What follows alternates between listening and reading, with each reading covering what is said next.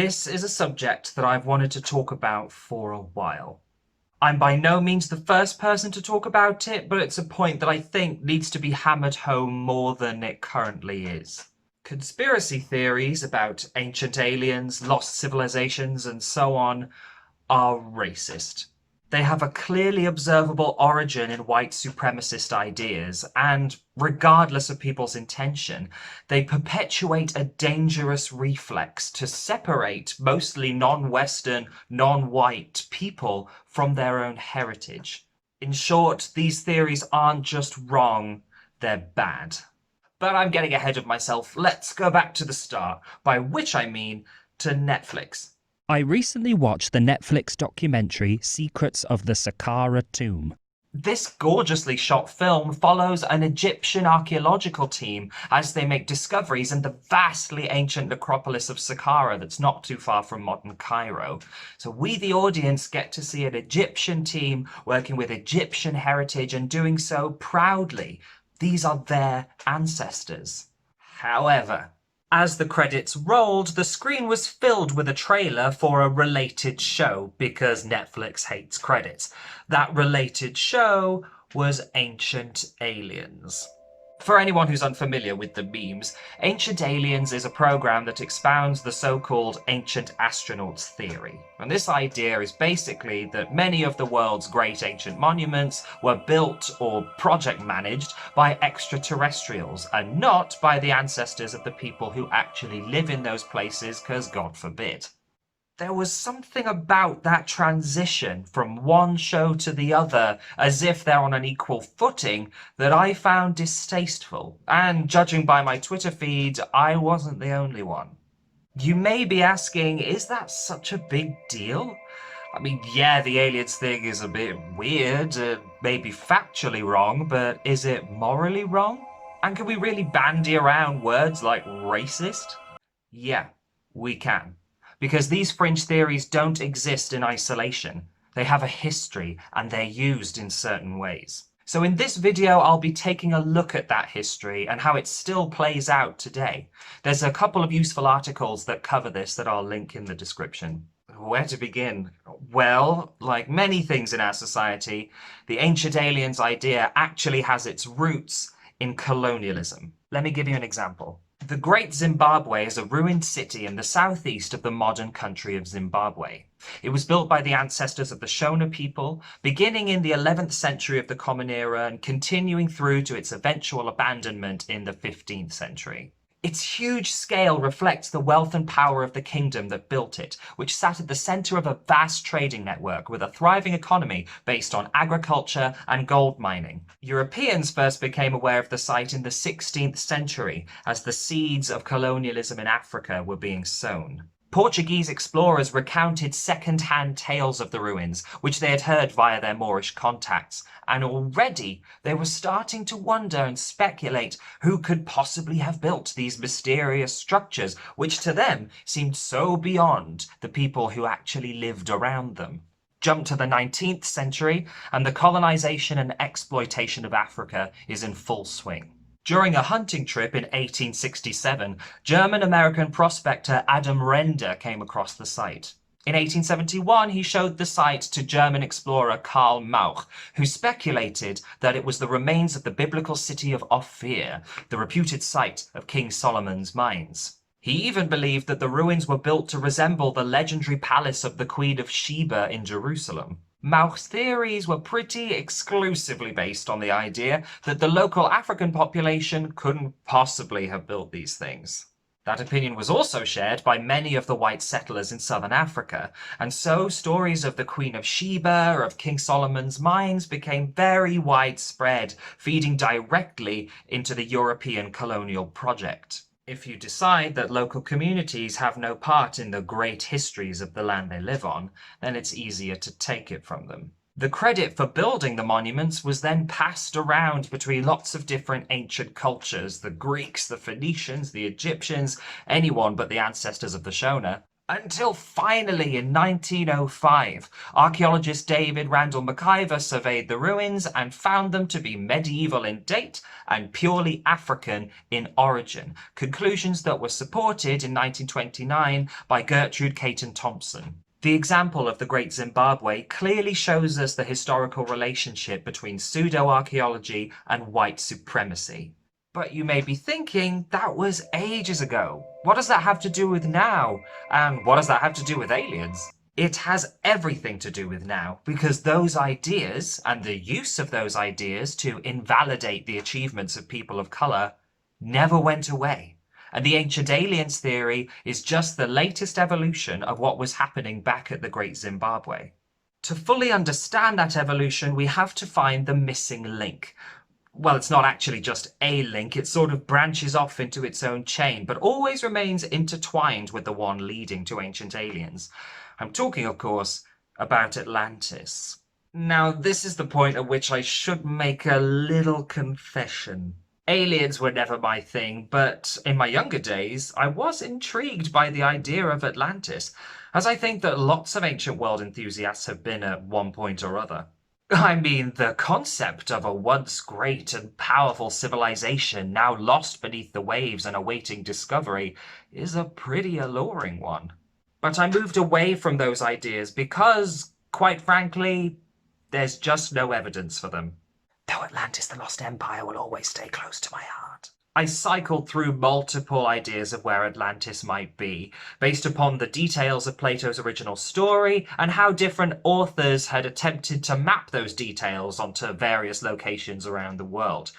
However, I came to realize eventually that what I was doing was starting off with the premise that Atlantis was real, and then trying to interpret the material and the world around me in order to fit that premise.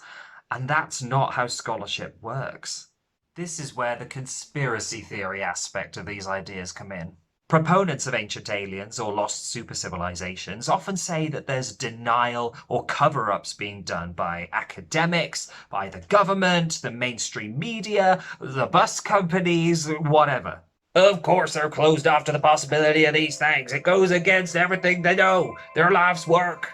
Look, archaeologists and ancient historians would be amongst the first to get stuck in if it turned out there was a lost ancient super-civilization. I mean, can you imagine?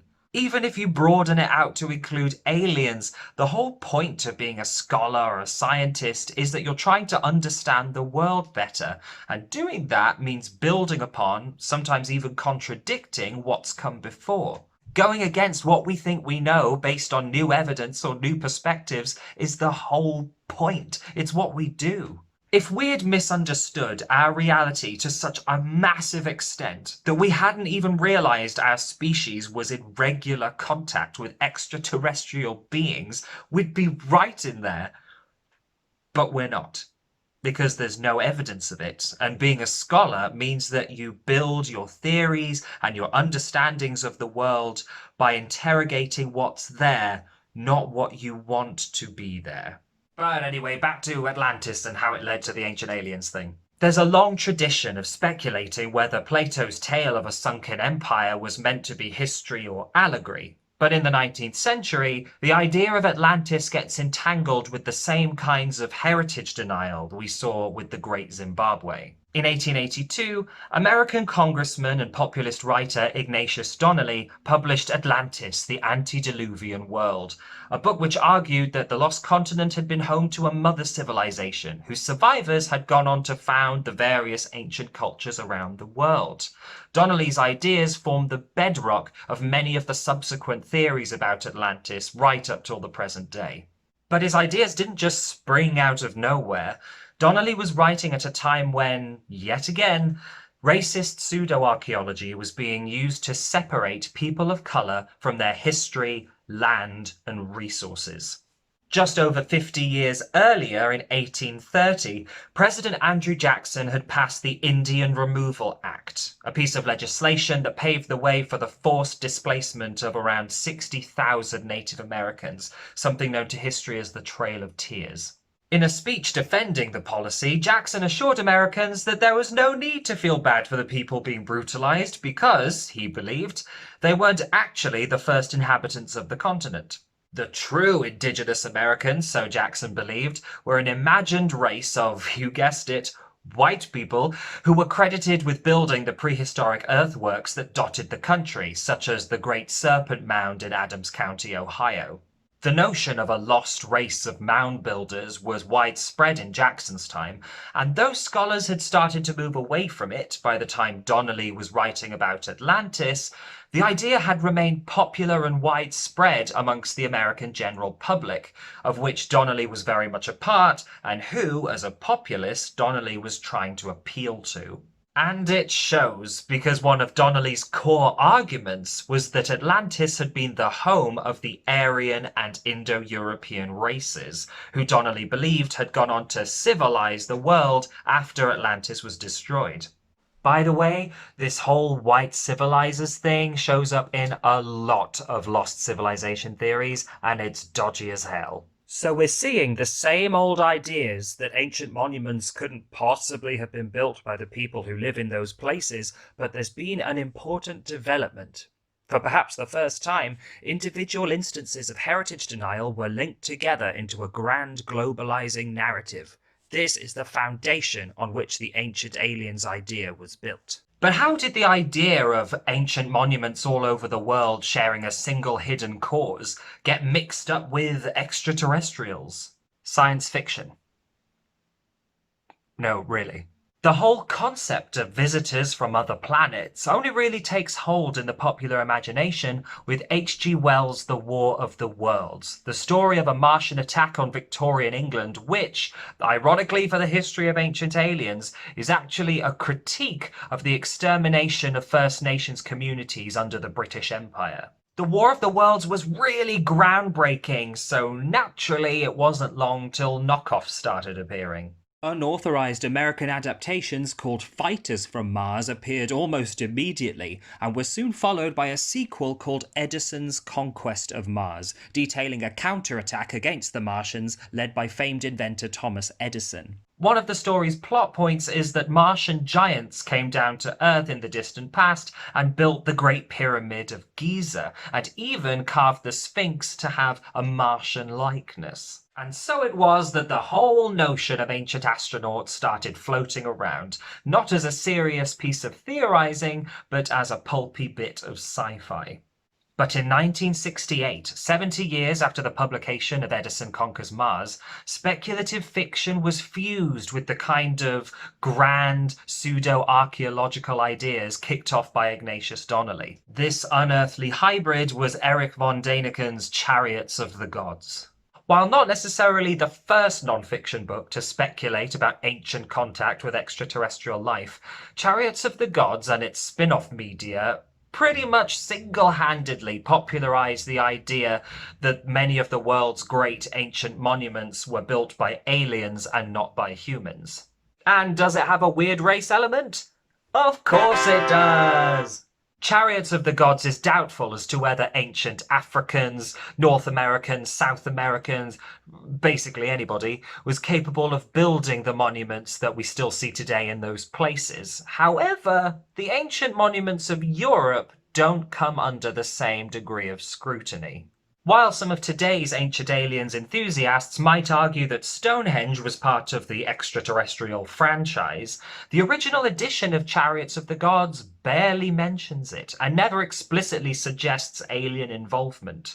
Even now, believers in the ancient astronauts theory speculate noticeably more about non-European monuments than they do about European ones. And if that weren't enough, von Däniken's later writing suggested that some ethnic groups, basically all the lighter-skinned ones, were genetically engineered by aliens in order to be superior. You know, just in case the targeted attack on non-European cultural heritage wasn't clear enough. We should hardly be surprised at this point. It's plain to see that the racial dimension of these theories is part of their very fabric, and it always has been, whether it's ancient aliens or back through to the lost mother civilization and all the way to its roots in things like the mound builders of America or the Queen of Sheba building the Great Zimbabwe. But okay, so the concept of ancient aliens has roots in a racist history. And yeah, maybe some elements of that racism were still present like 50 years ago. But does that mean that it's racist now? People who believe in this stuff probably aren't doing so in a racist mindset. I mean, yeah, it's a bit bizarre and it's not accurate, but the appeal is understandable, so surely it's ultimately harmless, right? Yeah, no.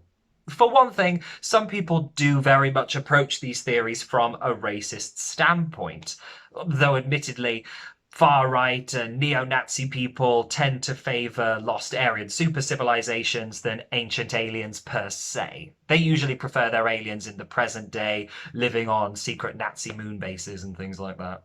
But more importantly, as many of us are currently discussing, racism isn't just a matter of personal opinions and motivations.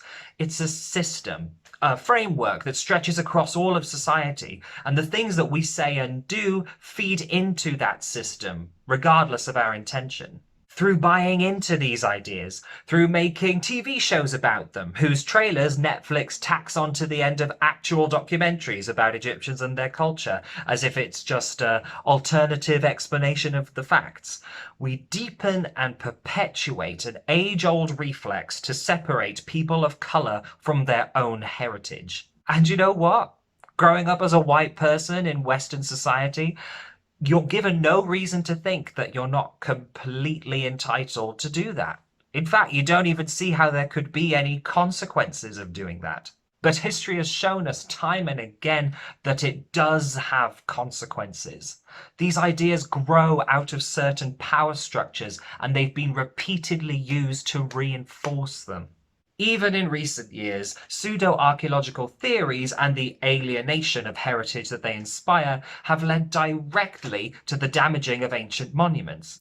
For example, in 2013, when two Atlantis hunters chipped away at 4,500-year-old workers' graffiti inside the Great Pyramid. Destroying a community's heritage, even in a misguided search for truth, becomes that much easier if the media you're consuming is constantly denying the legitimacy of those cultural ties. It matters. So what's my hope for a way forward? Well, as much as I'd like ancient aliens to disappear to the dark corner of the galaxy from whence it came, I suspect that's not going to be happening anytime soon. I therefore ask those who watch these shows, and definitely those who make them, to really engage with where these ideas come from. How have they been used throughout history, and what effects are they still having today? Hopefully then we can all agree that it's finally time to close the Stargate.